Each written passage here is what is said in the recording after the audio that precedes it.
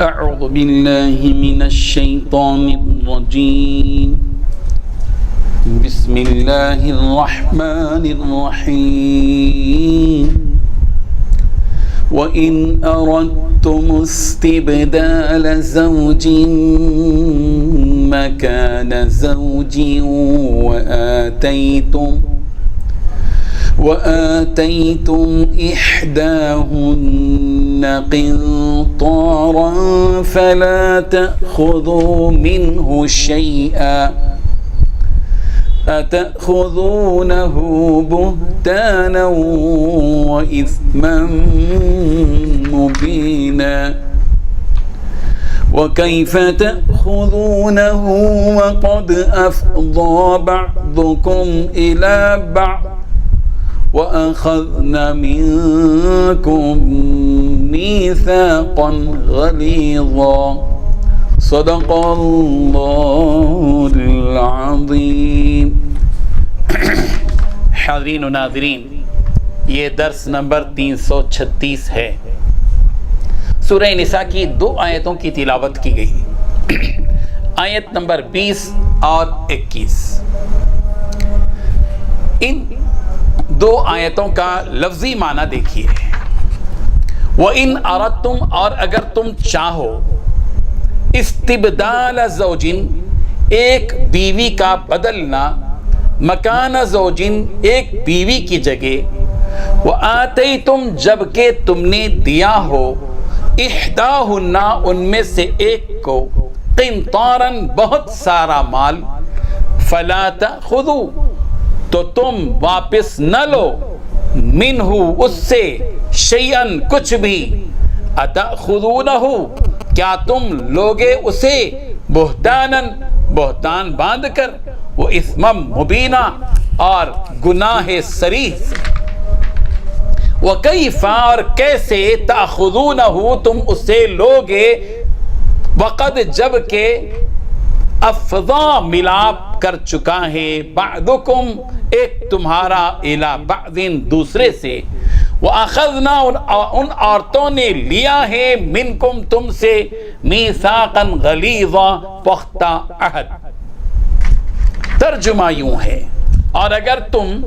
ایک عورت کو چھوڑ کر دوسری عورت کرنی چاہو اور پہلی عورت کو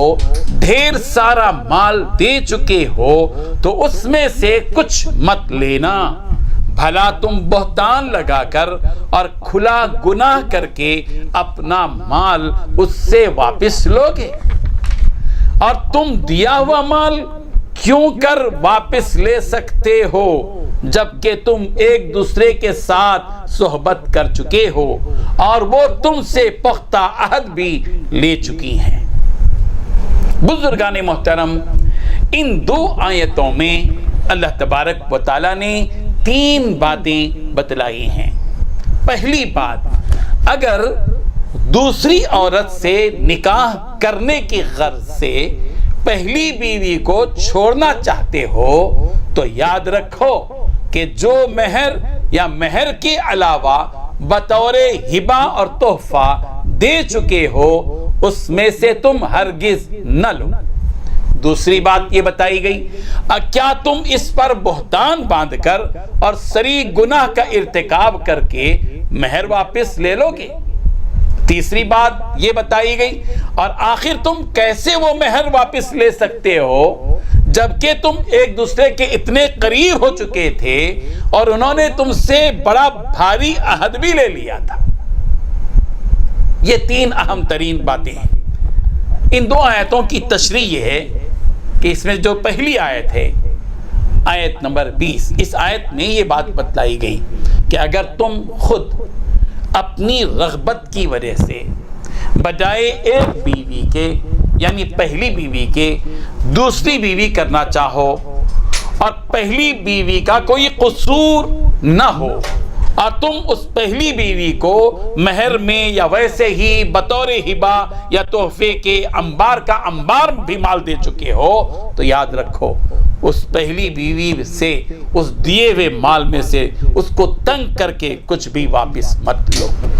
اور زبردستی معاف کرانا بھی حکمن واپس لینے کے مقام پر ہے۔ اگر کسی شخص کے نکاح میں کوئی عورت ہو اور وہ اسے طلاق دے کر دوسری عورت سے نکاح کرنا چاہے تو اس صورت میں یہاں یہ تنبیہ کی جا رہی ہے کہ اگر کسی بیوی کو چھوڑ رہے ہو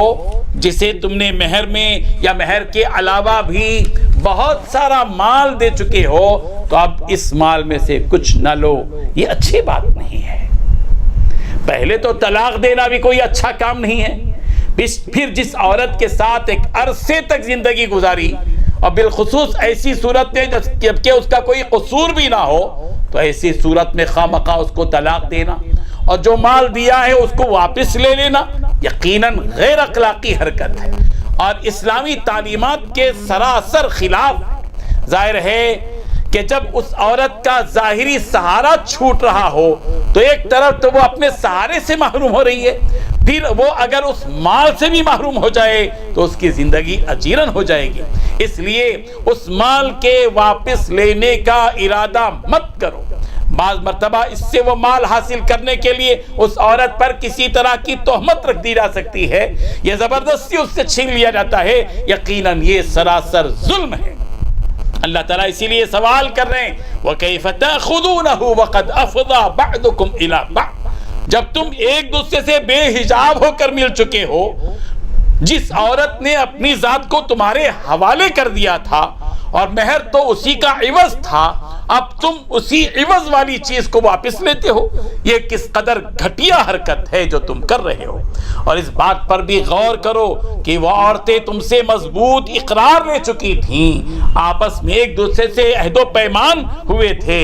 اب تم ان کے ساتھ یہ گھٹیا حرکت کر رہے ہو کہ دیا ہوا مہر یا دی ہوئی چیزیں تم ان سے واپس لے رہے ہو۔ ایسی گھٹیا حرکت کو اسلام برداشت نہیں کر سکتا اور یہ بالکل عقل سلیم کے خلاف بھی ہے، عقل بھی اس کو تسلیم نہیں کرتی۔ ضرورت اس بات کی ہے کہ ان معاملات میں آدمی کو چاہیے کہ آدمی ظلم سے بچے،